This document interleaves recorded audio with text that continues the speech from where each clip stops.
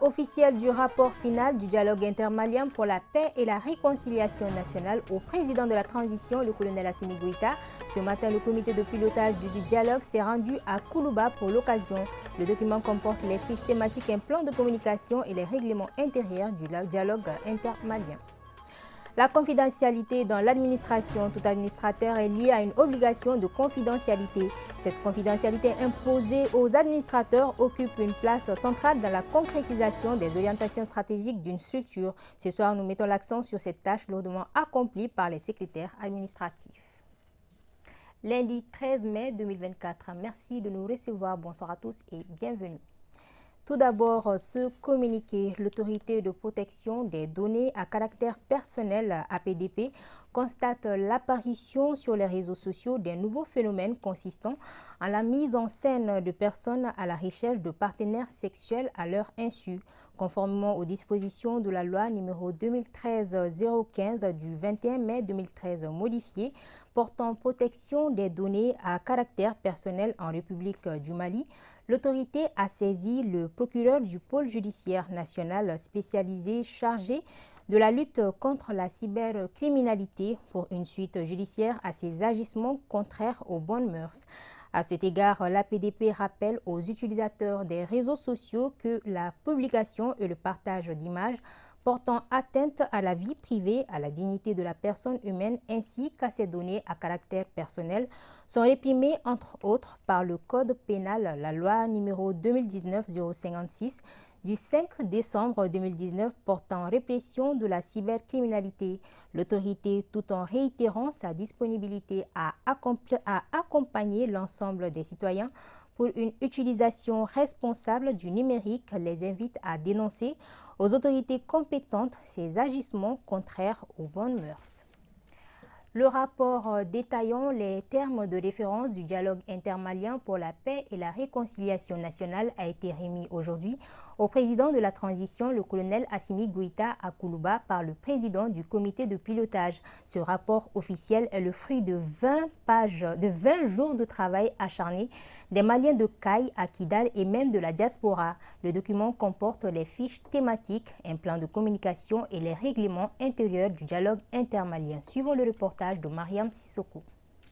La preuve matérielle du dialogue souhaité des Maliens. Après écoute et proposition des Maliens, c'est le moment de la restitution. Le rapport du dialogue intermalien est officiellement remis ce lundi au président de la transition. Et la suite est connue, il s'agit de veiller à sa bonne mise en œuvre. Rapport général du dialogue intermalien pour la paix et la réconciliation nationale est constitué de 5 commissions thématiques de ceux de toutes les régions, de 48 ambassades et consulats et des universités. Il contient les préoccupations que les populations ont exprimées, ainsi que les contributions reçues des associations de femmes et de jeunes et de personnalités diverses. Le document comporte également une présentation en images du dialogue intermalien et ses annexes. Le dialogue intermalien pour la paix et la réconciliation nationale s'est déroulé dans les meilleures conditions et sans incident. Le dialogue intermalien pour la paix et la réconciliation nationale a donné confiance à nos compatriotes qui, dans leur grande majorité, ont trouvé en votre initiative une opportunité d'établir une nouvelle architecture de paix en vue de Mali réconcilié et mobilisé pour le combat du développement. Le président du comité de pilotage a saisi cette occasion pour raconter quelques anecdotes à l'assistance pour montrer les vivre ensemble et les sinangouya, c'est-à-dire le cousinage à plaisanterie qui règne dans notre pays. Monsieur Nantoumé, il est ingénieur de télécommunications de son État. Il fait partie de la délégation des Maliens établis au Sénégal. Il a appris que j'avais décidé que tous les Dogons seront sacrifiés à la fin de notre dialogue et il a préparé des gâteaux qu'il a transportés de Dakar jusqu'ici. Et il est rentré avec les gâteaux dans la salle. J'ai dit, ça c'est quoi? Il me dit, ce sont les gâteaux qui portent le logo du dialogue. J'ai dit, moi j'ai peur des gâteaux qui sont transportés par avion de Dakar jusqu'ici. Est-ce que ce ne sont pas des taux Dogons? Alors, Monsieur Nantoumé, merci beaucoup. Nous avions décidé, et c'était mon initiative, de raser après le dialogue, le protocole et l'ORTM. Mais je voudrais confesser qu'ils ont été tellement à la hauteur. Ils nous ont tellement aidés. Les Maliens sont fiers de cette initiative du président de la transition et de son déroulement. Très satisfait avec la forte mobilisation des Maliennes et des Maliens autour du dialogue intermalien pour permettre aux uns et aux autres de dialoguer, de se regarder, de se pardonner et de faire confiance à l'autre. Je n'ai même pas de qualificatif pour ce dialogue, tellement que ça a été à la hauteur, tout le monde était content, on a beaucoup travaillé. Tout le monde s'est donné à fond, quoi. Vraiment, nous sortons très satisfaits de ce dialogue intermalien parce que tout a été mis en œuvre vraiment pour la réussite de ce dialogue à travers le comité de pilotage. Aucun effort il n'a aménagé pour que ce dialogue puisse vraiment bien se passer. Ce document d'environ 300 pages rappelle les objectifs du dialogue intermalien, des résultats attendus dès le début, la manière dont les travaux ont été organisés, leur tenue à tous les niveaux pour en venir aux recommandations. Le président de la transition salue cette grande mobilisation. Le dénouement heureux de ce processus nous donne de réels espoirs pour la résolution durable du conflit que nous vivons depuis plus d'une décennie. La mobilisation et l'engouement des Maliennes et des Maliens à ces grands rendez-vous citoyens auront été réconfortants pour les organes de la transition. À l'instar des recommandations des autres forats, les résolutions et recommandations du dialogue intermalien pour la paix et la réconciliation nationale feront l'objet d'un grand suivi de la part des organes de la transition. Au moment où certains compatriotes, peu convaincus de la marche irréversible du peuple vers sa souveraineté, tentaient de compromettre le processus de la transition, les Maliennes et les Maliens ont une fois de plus donné la preuve de leur grandeur à travers ce dialogue historique. Ce document officiel du dialogue intermalien est la seule clé pour sortir notre pays de cette crise que nous vivons depuis 2012, conclut le colonel Assimi Goïta. Dialogue intermalien phase nationale. Toujours au cours de ces assises, de nombreuses recommandations ont été émises. Occasion pour les citoyens de donner leur avis en ce qui concerne ce rendez-vous des Maliens. L'une de nos équipes de reportage dirigée par Awa Sidibé a parcouru quelques rues de la capitale pour connaître le ressenti de la population. Suivant.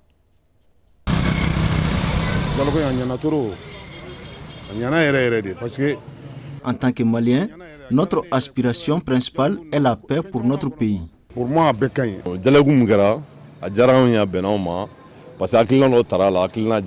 ce dialogue entre Maliens est vraiment bien.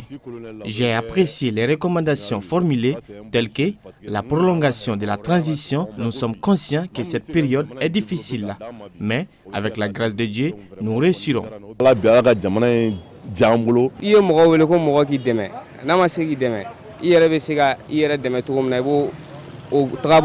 Ce dialogue arrive à point nommé plutôt que d'appeler en vain à l'aide des autres. Il est crucial de se prendre en charge soi-même. C'est le message principal de ce dialogue dont j'espère qu'il y aura l'impact souhaité.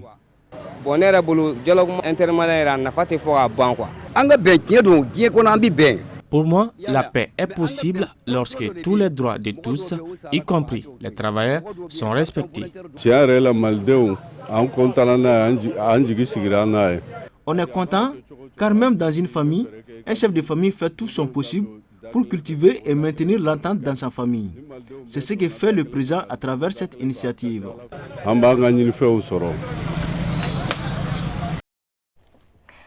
Je vous l'annonçais au sommaire, c'est le secrétaire administratif qui assure des missions administratives et de gestion de l'organisation. Étatique comme privée, sa polyvalence et son organisation sont ses atouts pour accomplir ses missions. Mais attention, le secrétaire, comme son nom l'indique, est appelé à traiter des dossiers confidentiels. La question ce soir est de savoir comment il arrive à gérer la confidentialité. Aïssata Dit Koumakane pour plus de détails. Assister dans la gestion et l'organisation administrative de l'entreprise, faciliter le travail de son supérieur hiérarchique et surtout traiter les dossiers confidentiels de la structure, voilà entre autres tâches des secrétaires de direction. Mais attention, toutes ces tâches doivent être faites dans la plus grande discrétion. Le secrétaire a beaucoup de rôles en réalité, parce que le secrétariat c'est la porte d'entrée d'un service. À ce titre, le secrétaire a beaucoup de rôles. Le secrétaire a le rôle d'orientation, d'organisation, d'accueil et bien d'autres. Comme son nom l'indique, le secrétariat, c'est garder le secret. Un secrétaire ou bien un secrétaire déjà qui sait vraiment garder le secret peut être considéré comme un bon secrétaire.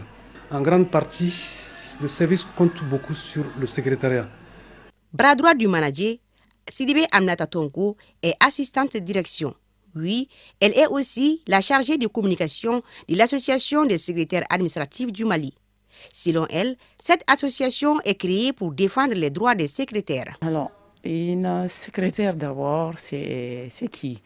Une secrétaire, c'est la personne qui est qualifiée à faire des tâches de secrétariat. C'est donc une vraie profession. Je vais dire ici que n'importe qui ne peut pas être secrétaire. Donc, être secrétaire, c'est être en parfaite collaboration avec les chefs du département. Vous êtes en quelque sorte son conseiller direct. C'est quelqu'un qui détient l'agenda de son patron. C'est quelqu'un qui est censé organiser les réunions, organiser les conseils d'administration.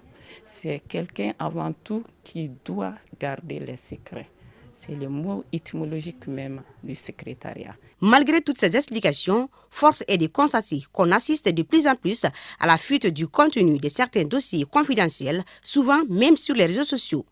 Que dit la loi dans ce cas? La réalité, tous ceux qui ont été pris en flagrant délit de sabotage avec des fuites sur des réseaux, on en a beaucoup maintenant parce que c'est le moment. Tous ceux qui s'hasardent à le faire seront frappés par la loi, ça c'est très sûr. C'est dans notre code et la sanction va souvent de 6 mois à 3 ans, 5 ans ferme. Et souvent, si c'est grave, ça va jusqu'à la cour d'appel pour être jugé par rapport aux trahisons contre l'État. Parce que les gens pensent que ça se limite au niveau des ministres, des directeurs, souvent même des secrétaires. S'il y a des infractions très graves criminelles, ils doivent être jugés devant la cour d'assises. Et au niveau pénal aussi, si c'était des délits. Parce que les gens négligent ce problème. Vous voyez, quand on part dans les secrétariats, c'est rempli. Tout le monde rentre. Et celui qui est chargé de gérer les courriers doit être vigilant. Ou bien si c'est doit être vigilante pour qu'au moins qu'il n'y ait pas de fuite. Quand il y a la fuite, votre responsabilité pénale est engagée.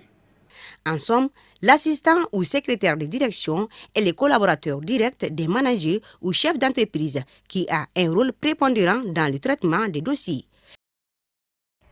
Concours d'éloquence entre les universités publiques et privées de Bamako. L'initiative est du Trijeux de Mali en partenariat avec l'Union européenne. Deuxième du genre, ce concours a pour but de promouvoir la culture d'excellence en milieu jeune. Nous retrouvons encore Aïssata Dit Koumakani. Ils sont tous des étudiants des établissements publics et privés à prendre part à ces concours d'éloquence initiés par l'Union européenne en partenariat avec les Trijeux de Mali. Une compétition oratoire qui vise à mettre en avant la prise de parole en public. Et cet événement a pour objectif de promouvoir la culture de l'excellence en milieu universitaire et de faire aussi la promotion de la citoyenneté, surtout chez les jeunes universitaires.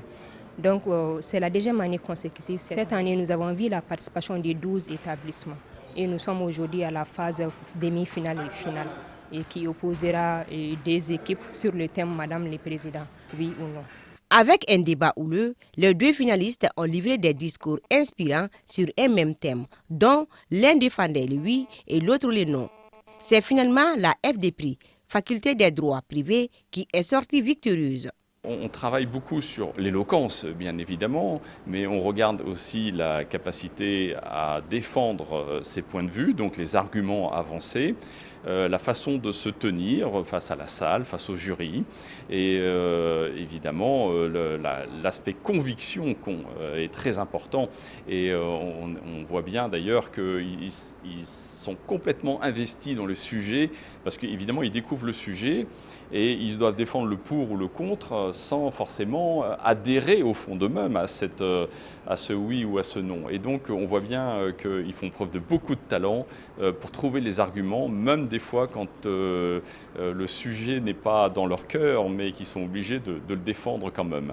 Les sujets abordés lors du concours qui a débuté en mois de mai étaient variés et a permis aux participants d'exprimer leur créativité et leurs réflexions sur des thèmes divers.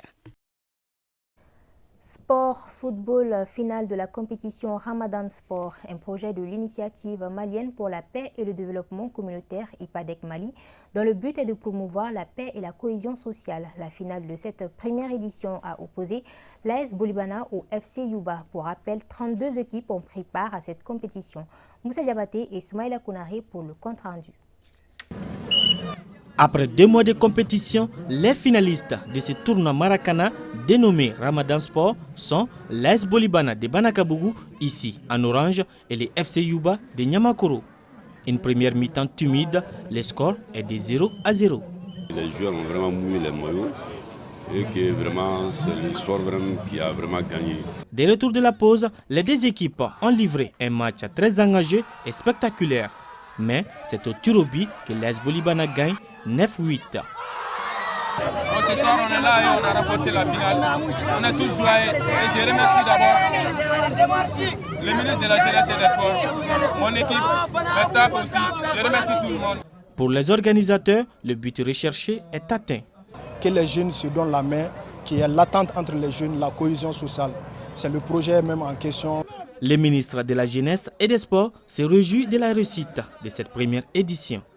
Il était important pour moi de venir manifester mon soutien déjà à cette édition qui s'est passée et également toute ma reconnaissance à la jeunesse qui se mobilise autour du sport.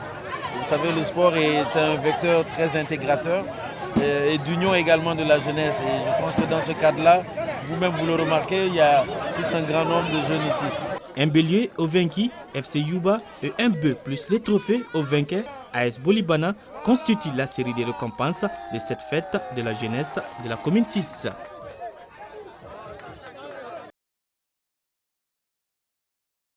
La nuit Gawagang, édition 3, comme chaque 11 mai, s'est tenue samedi dernier. Cette soirée initiée par l'influenceuse Alima Togoula, qui est elle-même la présidente des Gawa, c'est-à-dire les non-civilisés. Cette soirée placée sous les signes du vivre ensemble et de la cohabitation pacifique constitue un réel cadre permettant de briser la glace du paraître et de retourner à nos valeurs. La soirée a été agrémentée par quelques touches innovantes. Je vous propose de suivre les temps forts.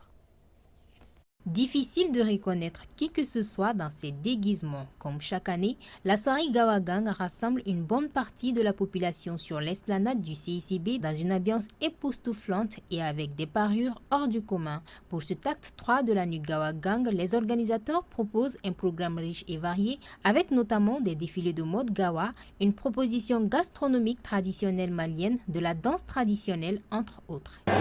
La nuit de la Gawagang, c'est une nuit au cours de laquelle tout est permis en quelque sorte entre guillemets. C'est pour permettre aux uns aux autres de vraiment de se laisser aller. On a notre civilisation et les gens ont associé la civilisation à du m'as-tu vu, il faut faire l'impossible pour paraître, avoir 40 mèches brésiliennes, vivre dans un appartement, boire, fumer et tout. Pour certains aujourd'hui c'est ça la civilisation. Et moi j'ai dit si c'est ça la civilisation, moi je suis Gawa.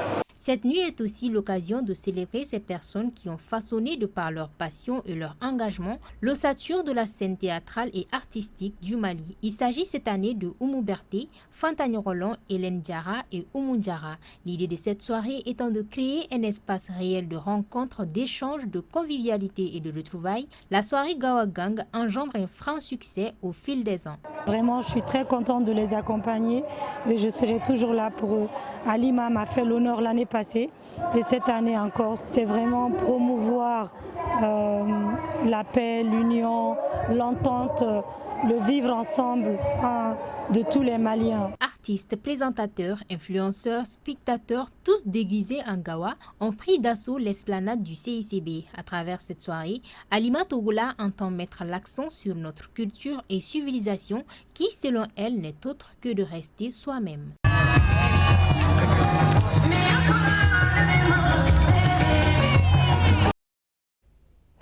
Voilà, c'est ce qui met fin à cette édition. Merci à vous de l'avoir suivi. Excellente suite de nos programmes.